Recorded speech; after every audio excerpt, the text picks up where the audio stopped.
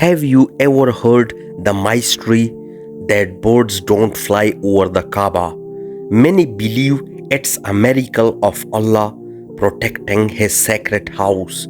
Some say the Kaaba is at the very center of the earth's energy lines and no bird dares to cross above it. Others claim it's because of the angels constantly surrounding the Kaaba, unseen to the human eye, guarding it day and night. But here's the question: is it true a miracle or just a myth? Some visitors report seeing birds circling peacefully around the Kaaba, just as humans do during Tawaf. Could this be a sign of divine harmony or a mystery science cannot explain? The truth remains: the Kaaba holds secret beyond human understanding. Thank you for watching and subscribe for more videos.